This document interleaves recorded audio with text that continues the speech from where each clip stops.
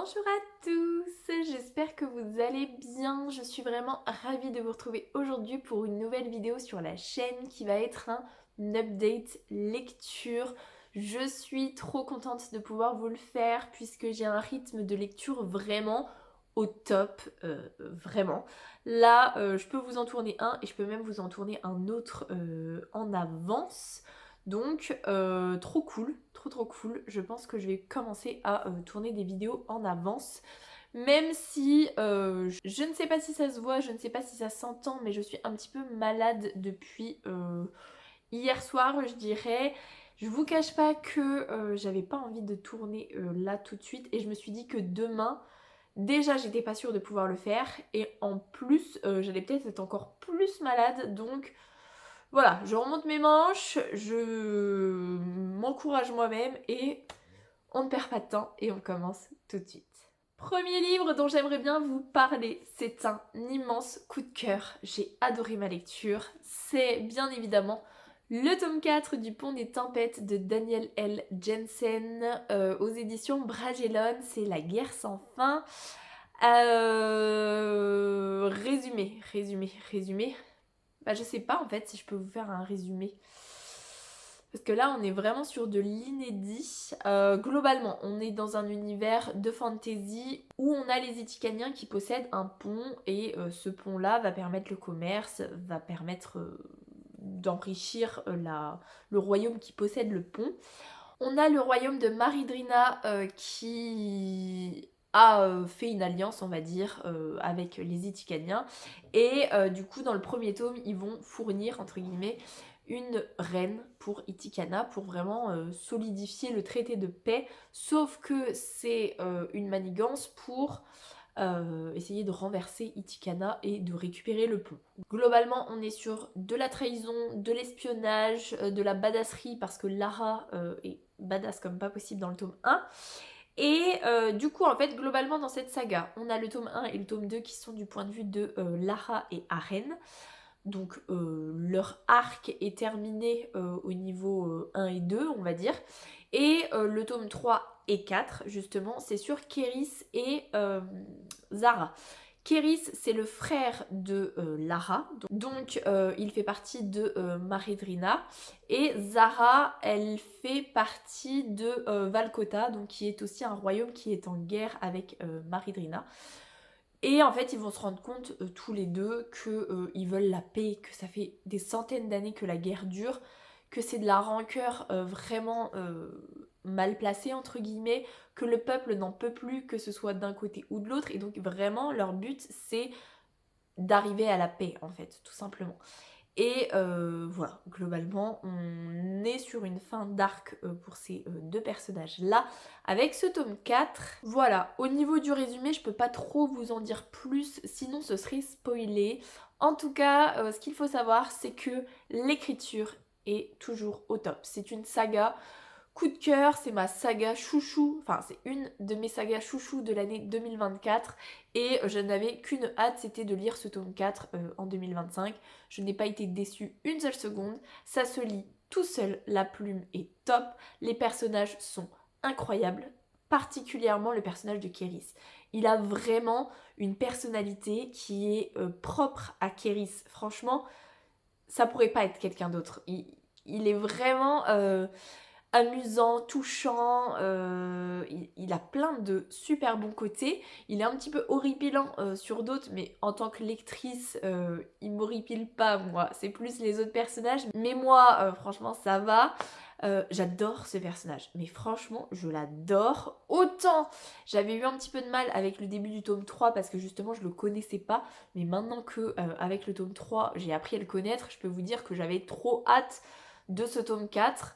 Donc plaisir de retrouver Zara et Kéris, mais également Lara et Aren qui vont faire leur apparition dans ce tome 4 beaucoup plus que dans le tome 3. On les voit très peu dans le tome 3, mais par contre on va les voir beaucoup plus dans le tome 4 et c'était un plaisir de les retrouver. Au niveau de l'histoire, des péripéties, des rebondissements, tout ce que vous voulez, trop bien, vraiment trop bien, je n'ai rien à reprocher.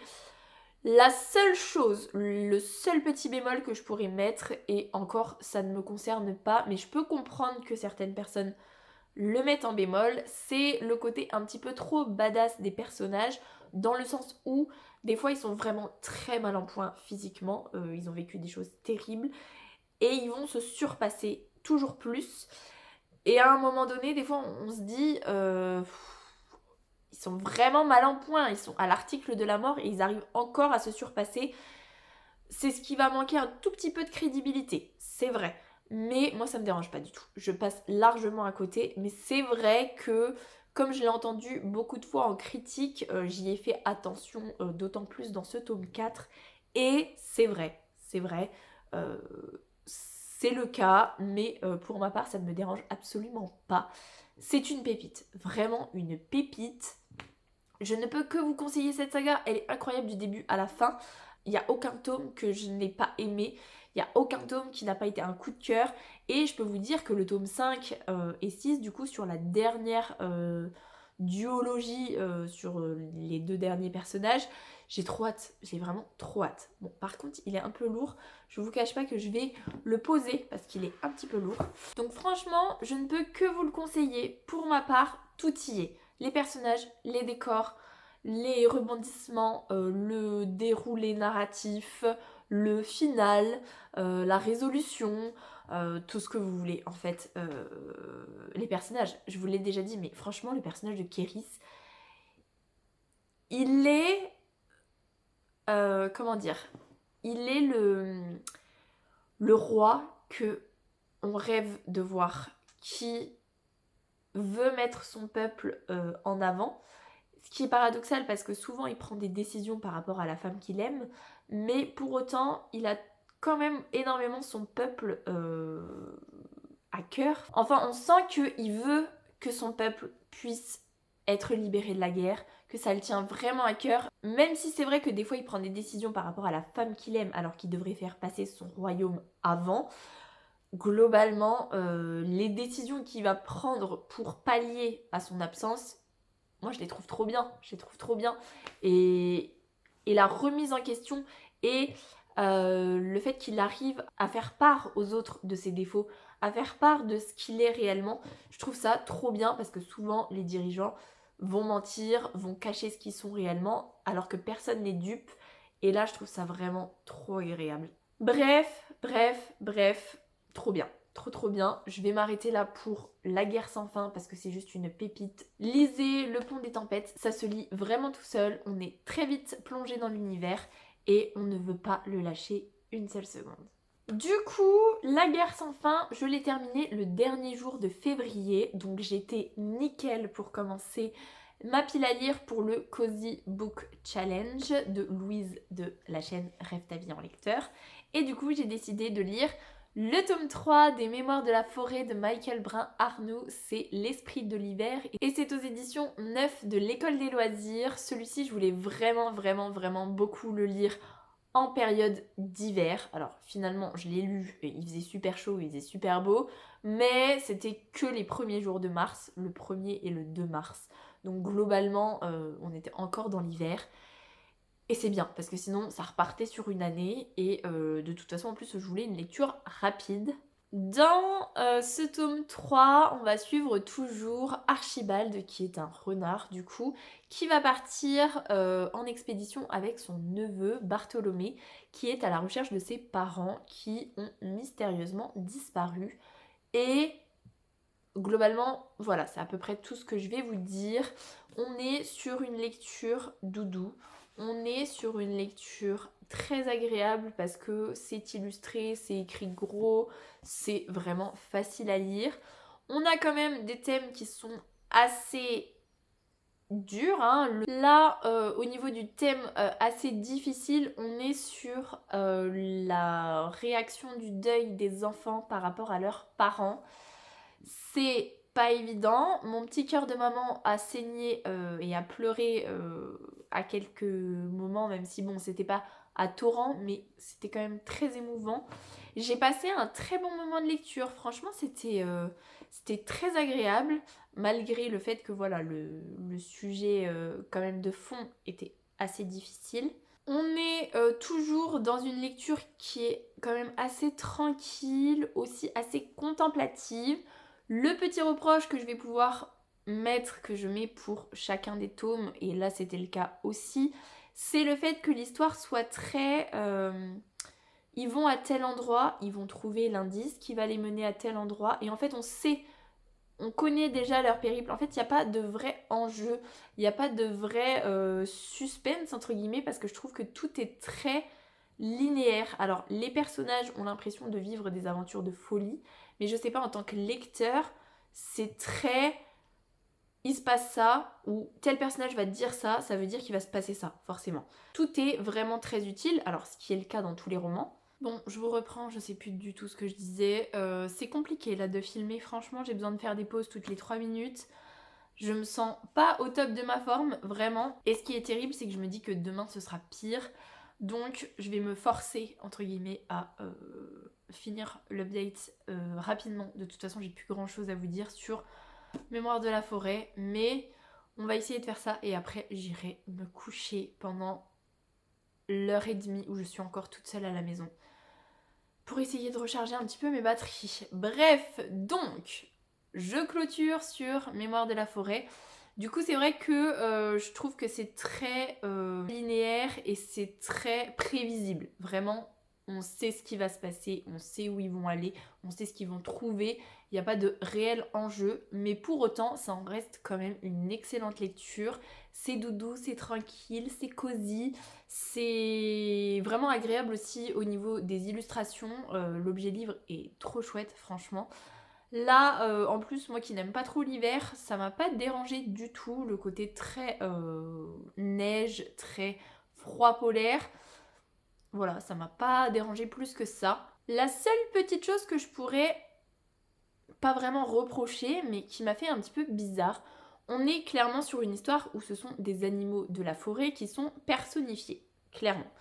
Et le final fait du sens, mais je trouve que le final fait beaucoup trop fantastique, ce qui est paradoxal puisque voilà, on est sur des animaux personnifiés. Mais je trouve que c'est trop fantastique par rapport au thème de l'histoire globale. Pour ceux qui l'ont lu, n'hésitez pas à me dire en commentaire si vous aussi ça vous a fait cette impression ou si c'est vraiment que moi. Et si vous voyez à peu près où est-ce que je veux en venir ou pas, j'ai l'impression d'être vachement floue dans mon explication, mais c'est vraiment la sensation que ça m'a fait. Le côté trop fantastique et donc un petit peu en décalage avec le récit. Même si, voilà, on est sur des animaux qui parlent et qui se comportent comme des humains. Un peu trop fantastique pour moi, cette explication finale. Je reviens le lendemain pour clôturer la vidéo. Je n'ai pas réussi à aller jusqu'au bout hier. J'étais trop au bout du rouleau. Donc c'est tout. C'est tout. Le pire, c'est que je viens de la monter et je suis presque arrivée jusqu'au bout en fait. Bah non, pas moyen. Donc c'est tout. Je suis pire sur certains aspects qu'hier et mieux sur d'autres. Je me sens moins fatiguée, mais je me sens plus malade. Donc voilà, c'est tout. Bref, on va clôturer sur Mémoire de la forêt. Donc je vous disais hier que globalement ça avait été une lecture très mignonne, très tranquille, très doudou, avec ce petit sujet qui est quand même très dur en fond. Et j'ai vraiment apprécié que ce soit du point de vue des enfants, de voir la réaction des enfants. On voit aussi la réaction du coparent qui va rester, mais surtout le fait qu'on voit la réaction de l'enfant. J'ai trouvé ça très bien. Voilà, à part cette fin qui pour moi est trop fantastique, j'ai passé un très bon moment de lecture et je me ferai une joie de lire le tome 4 sur le printemps, qui est le dernier tome, normalement, il me semble. Donc voilà, j'essayerai de le lire peut-être pour un Flowers Book Challenge de Camille de Madame Errance. Peut-être, on sera peut-être encore au printemps à ce moment-là et ça pourrait être une bonne idée à voir. Ça me permettrait de terminer une saga. Bref, en tout cas, je vous conseille cette petite saga jeunesse. Elle est toute mimi, toute tranquille, toute adorable et globalement, j'ai fait le tour. Du coup, c'était vraiment la toute fin. J'aurais pu tenir... Non, j'aurais pas pu tenir 2 minutes. Bref, Sur ce, je vais vous laisser là-dessus. J'espère que cette vidéo vous aura plu. Si c'est le cas, n'hésitez pas à mettre un petit pouce dans les airs, à vous abonner à la chaîne et à venir discuter avec moi en commentaire. Ça me fera super plaisir. Pour les plus timides, un petit emoji tigre, ce sera très apprécié. En attendant, je vous souhaite une très belle semaine, de très belles lectures et je vous dis à la semaine prochaine. Salut!